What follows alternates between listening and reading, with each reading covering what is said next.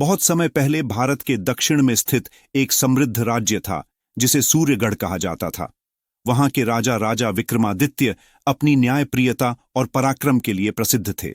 उनके पड़ोसी राज्य का नाम चंद्रनगरी था, जिसके महाराजा वीरेश्वर सिंह अपनी चालाकी और शक्ति के लिए जाने जाते थे। दोनों राज्यों के बीच शांति तो थी, लेकिन यह शांति बहुत नाजुक थी। एक दिन राजा विक्रमादित्य के दरबार में एक रहस्यमय साधु आया। उसने एक पुरानी पांडुलिपि राजा को सौंपी और कहा, यह पांडुलिपि उस खजाने का रास्ता दिखाती है जो सूरजदेव ने खुद छुपाया था। जो भी इसे हासिल करेगा वह अपार शक्ति और धन का स्वामी बनेगा। साधु ने आगे कहा, लेकिन ध्यान रहे, यह खजाना किसी आम आदमी के लिए नहीं है। इसे पाने के लिए वीरता और चतुराई दोनों चाहिए। राजा विक्रमादित्य ने तुरंत इस पर गौर किया और पांडुलिपि का अध्ययन शुरू किया। इस बात की खबर चंद्रनगरी के महाराजा वीरेश्वर सिंह तक भी पहुंची। उन्होंने एक गुप्तचर को सूर्यगढ़ भेजा, जिसने यह पता लगाया कि पांडुलिपि खजाने का मार्ग दिखाती है।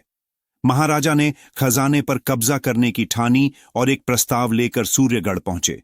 उन्होंने राजा विक्रमादित्य से कहा, राजा साहब, मैं सुनता हूं कि आपके पास एक अनमोल खजाने का संकेत है। क्यों न हम इसे मिलकर ढूंढें और आधा आधा बांट लें। राजा विक्रमादित्य उनकी बातों को समझ गए। उन्हें पता था कि महाराजा के इरादे नेक नहीं हैं, लेकिन उन्होंने छल दिखाए बिना उनकी बात मान ली। दोनों राजा और उनके साथ कुछ खास लोग खजाने की खोज में निकल पड़े।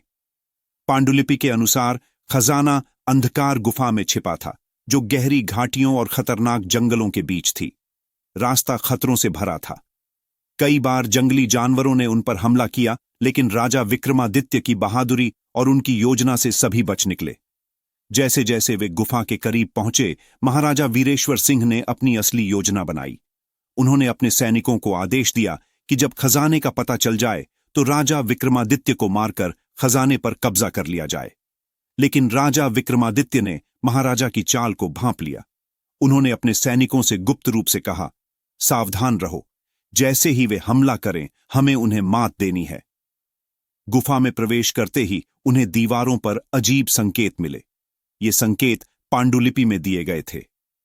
राजा विक्रमादित्य ने ध्यान से संकेतों का अनुसरण किया। गुफा के भीतर एक बड़ा पत्थर था, जिसे हटाने पर खजाना मिल सकता था। जब पत्थर हटाया गया तो वहां एक चमचमाती रोशनी फैली।